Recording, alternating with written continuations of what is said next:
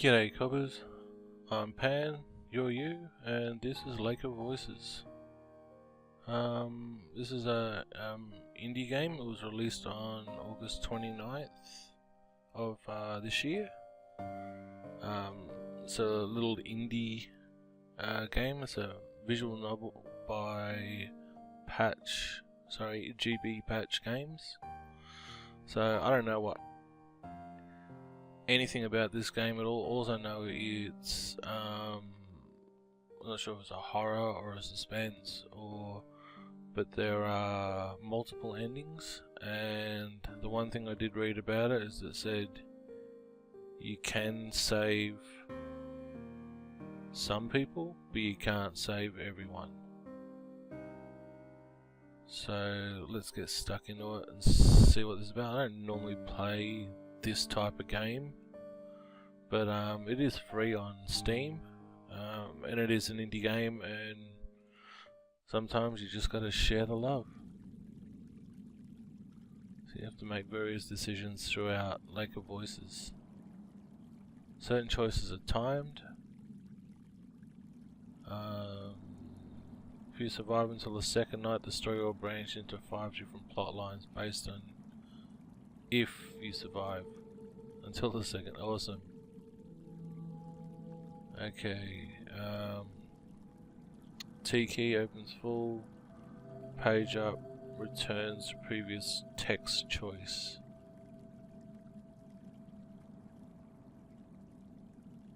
Coming closer to someone can add or remove future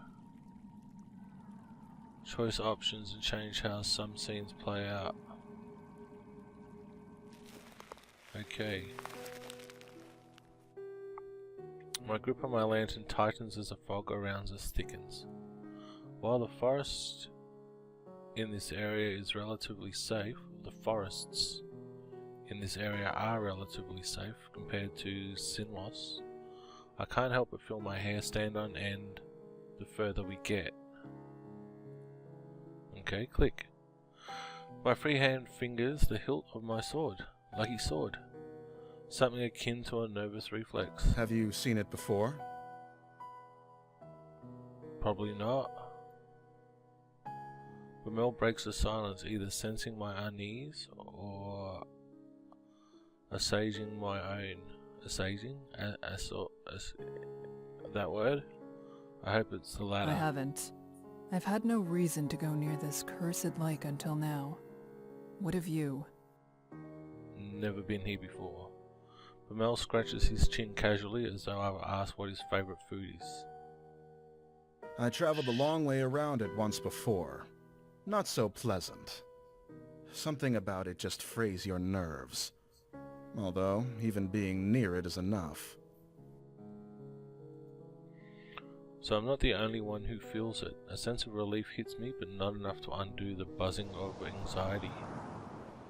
The lake, Sinlos. Most try their best to avoid it all their lives. The hundreds who die attempting to cross its unearthly black water, dragged to death by the creatures lurking within. No wonder you were assigned this mission. There are a few who've had first-hand experience with this place. Even if from a distance, you'll probably keep being picked whenever they need someone to cross for however long he is with us. Bemil shrugs, bringing my attention back to the dark path before us. At least we're taking the bridge this time.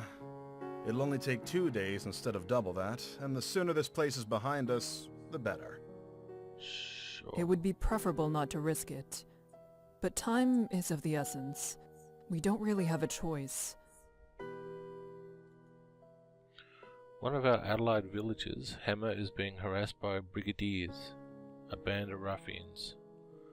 We don't have many guards to send as an assist, only Bemil and myself. Bemil? The least we can do is arrive before we are too late to be of any use. These kind of squabbles happen often, but have to be put down lest they turn into a blood grudge or all-out war.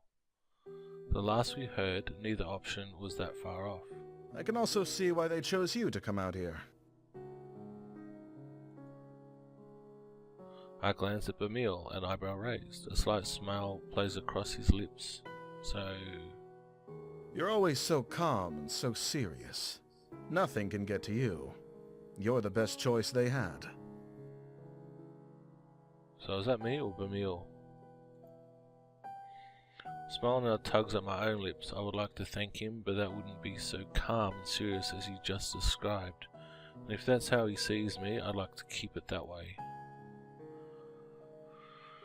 My lack of reaction only makes his smile grow, and he chuckles a bit before refocusing on the path. I do the same. It wouldn't be right to let my guard down in a place like this. Bamil appears to feel differently, however, so...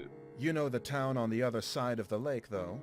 It's not so similar to ours. If all goes well, perhaps we'll have enough time to enjoy the new area. Okay. For the most part, I ignore him, nodding when applicable. Sounds like me. Bamil is the talkative sort, and if chatting helps keeps his worries down and his sword hand ready, I have no complaints.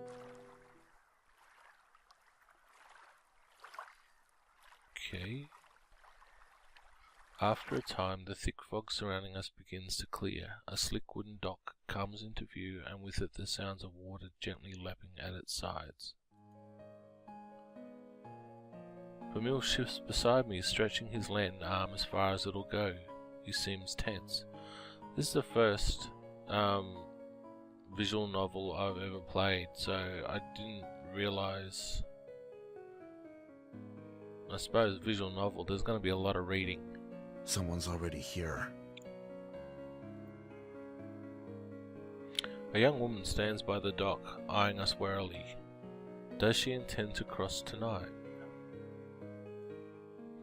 Evidently she has the same question. As we step up next to her, it's clear she isn't simply passing by. She's waiting. The stranger nods curtly to us. Margaret. I didn't ask your life story. Keep it steadfast. Bamile. Bamile. There you go. I could have. There's a stuffy silence. Margaret turns to gaze out across the lake, expression unclear. With not much to say, Bamile and I do the same. So am I...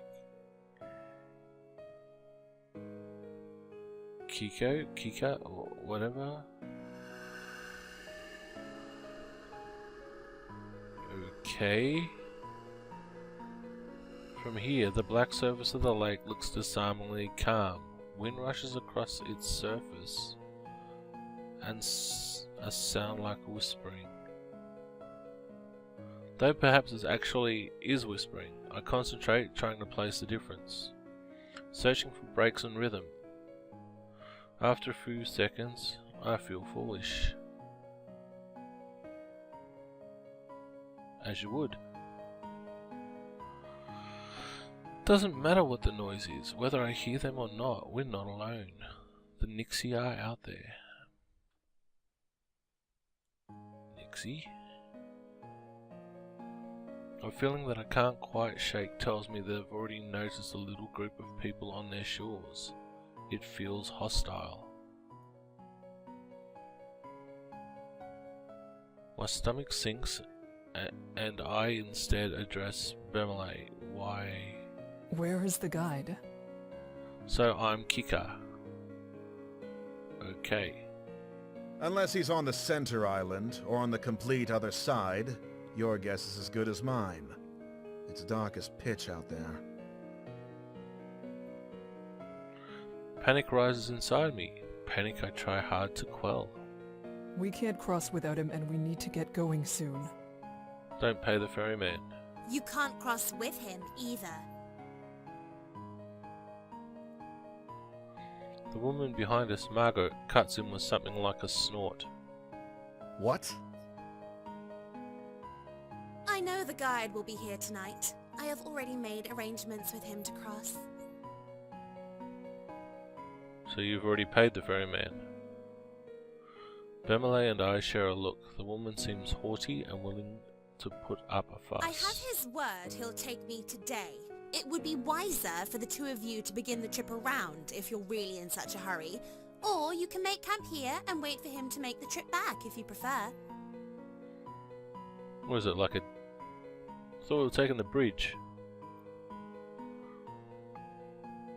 I don't need to turn my attention to Bemelay to know he's riled up. I step in before he can say something rash. Even if that is so, my companion and I must begin the trip tonight. Margaret is unimpressed and opens her mouth to argue further. We'll wait for the guide to arrive before coming to a conclusion about any of this. You're telling me. She clamps her mouth shut and then lets out a sigh. You can do as you like. With the matter tentatively settled, Bemelay moves away. His fingers begin to tap loudly against the top of his hilt. He shifts from one foot to another, then groans. What's that bastard even up to?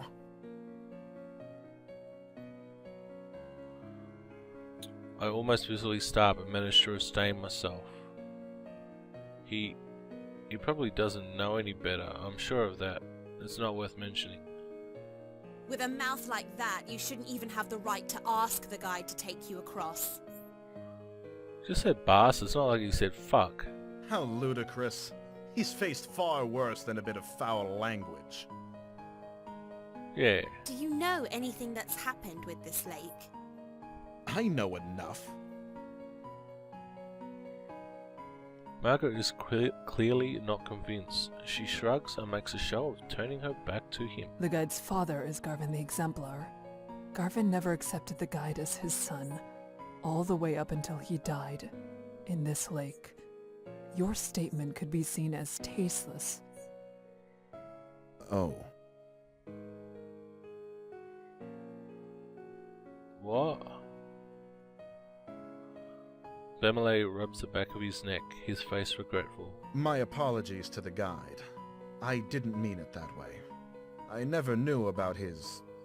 well, that.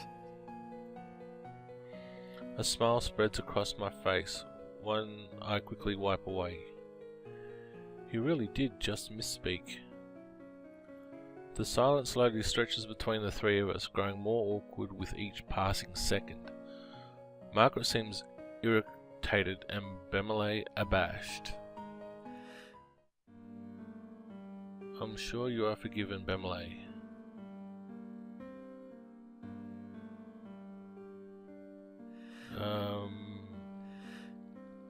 There you go. It's been years since the time of Garvin the Exemplar. It's impressive you knew. Yeah. Margaret smiles, lifting her chin into the air. The over-exaggerated action is somehow pleasant rather than belittling. She's so much happier than I had anticipated. Okay. Yes, I do like to stay informed. And you knew too. Good. This lake shouldn't be allowed to swallow even history itself. My town, the one where I was born at least, was also Garvin's hometown. I was very young when he passed. The entire village went into mourning. Is there any way we People could just broke down crying in the streets. I'll never forget it. He meant much to everyone who knew him. Nothing? Oh, I have no such connections. I merely read about it. She pauses, seeming to scan the air in front of her for something to say. Sorry for your loss. Who cares? It's all right. Thank you. Wait. Immerse. Story. Right. My town may have taken pride in Garvin the Exemplar and what he achieved, but we weren't the ones who lost the most. That would be his family. We each remain locked inside our own thoughts, not another word passing between us. Eventually, a small light appears on the bridge ahead, gently swaying through the foggy air. He gets closer and closer until it becomes apparent it's a figure carrying a lantern. Okay, I'm not sure what else you thought it could have been.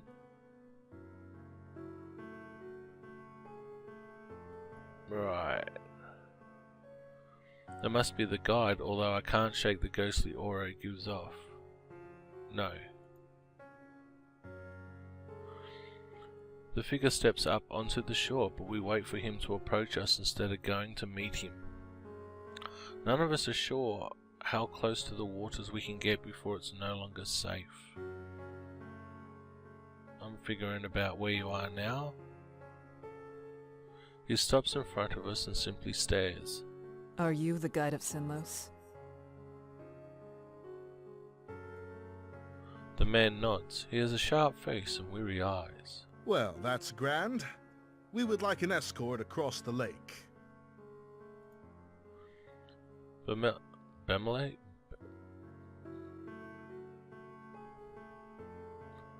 motions to the two of us and Margaret approaches. A strained smile on her face. Good to see you again. I'm ready to cross, as we've agreed upon. It's too dark and foggy to be that cheery. There's something wrong. The guide turns to face her as well, face remaining unchanged. It must not be a lie. He would have had to say something otherwise. She really does have preference to travel with him. That's a knife her. Is there a way we can all begin the trip tonight? Yes, I will allow all three of you to go. But with that many, at least one will die before we reach the other side. Why? Oh, Margaret, I furrow my brow. Is a disturbing addendum. One offered with little emotion attached. Bemele glares back, asking without asking what we're supposed to do with such circumstances. And why, with 3 people or 4 people, does one have to die? You should go around.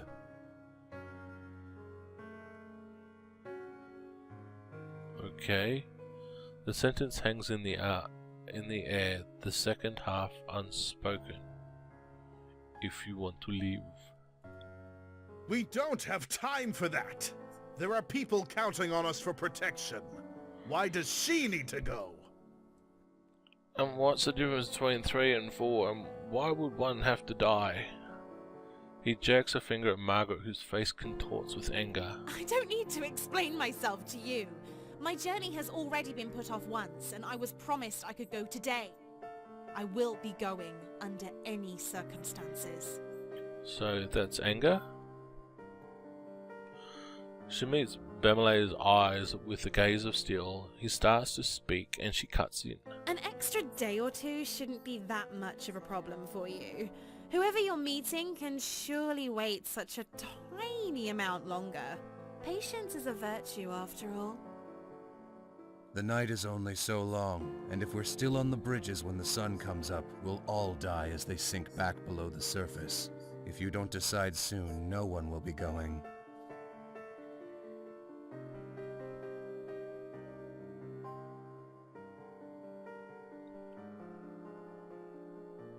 Okay.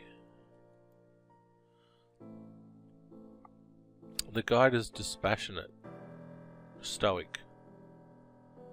I would almost feel something's wrong with him if I didn't share the trait myself. What? Bemele pulls up to the side, or pulls me to the side, jaw clenched tight. Yeah. Knife her. His voice is low. He darts a glance at Margaret. We can easily get her to back off if we make this into an actual fight. After all, we have to go tonight, yes? If one of us really is to die, it'll be her. Would staying be a worse fate than her death?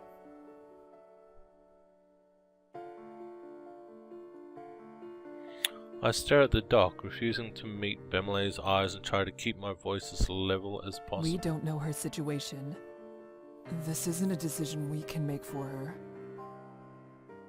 What? Bemele leans in closer. apparently having missed what I said. I remove the sympathy for her in my response when I speak again. The guide won't accept something like that, I assume. His face is grim. No, it looks exactly the And same. what else do you have in mind? First of all, you and I cannot split up. Either we both stay, or we both go. Right. That's not a question. No, it wasn't. It was a statement.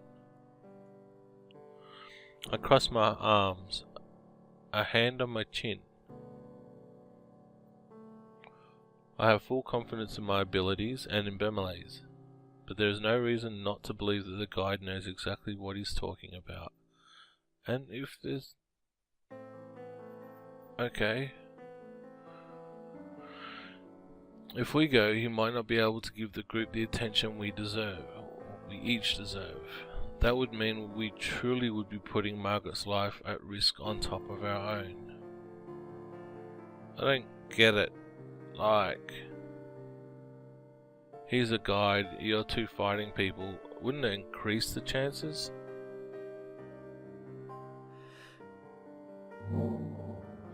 The guide approaches Bemelé and me before I have time to sort out my thoughts. You will stay. We will? What? You would have already decided to come if you had the proper mindset for a journey such as this. You two will stay. But Okay. you don't understand. The guide raises a hand to me, eyes cold, my words die in my throat. If he decides we aren't fit to cross, how could we persuade him This otherwise? is bullshit! We are more than equipped to make this journey, and we know more of what it means to be in danger than most will know in all their life. You two will stay. Bemelé's muscles tense and I put a hand on his arm. He trembles slightly beneath my fingers. His hands curling themselves in a fist, but he doesn't say another word. The guide turns around and heads onto the bridge. Margaret uncomfortably looks from the guide to Goodbye. us. Okay, so that's what it meant by if you survive to the second night. Then she steps onto the bridge after him, Bemelé sighs in anger releasing from him as they Farewell. disappear into the fog.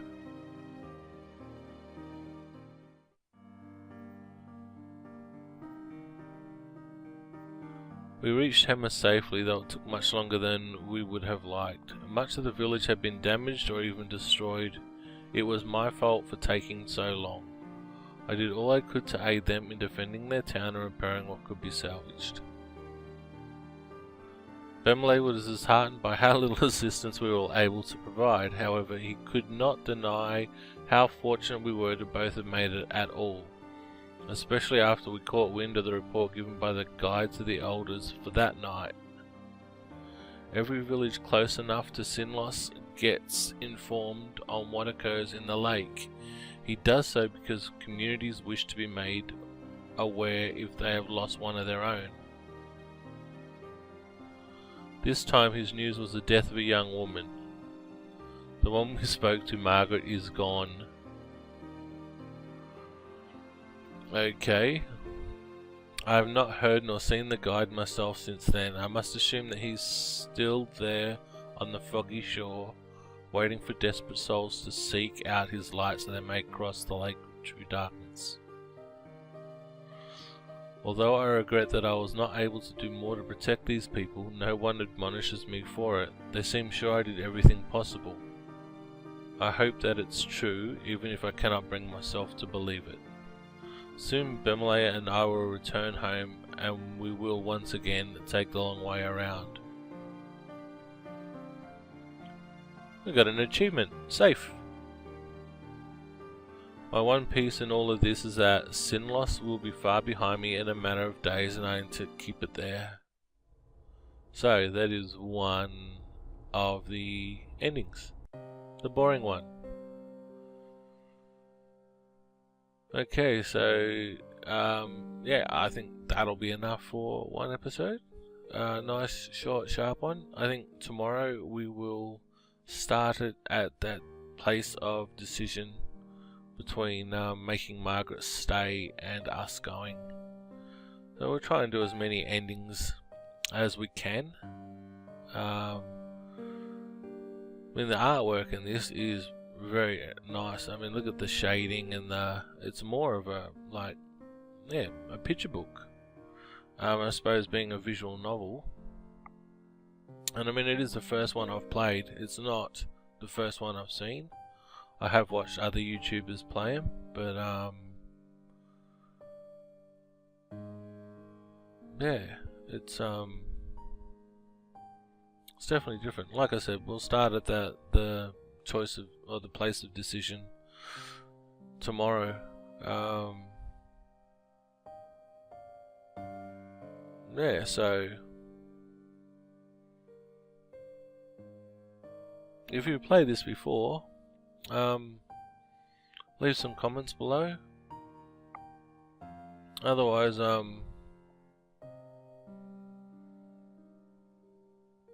yeah, I'll catch you tomorrow. Laters.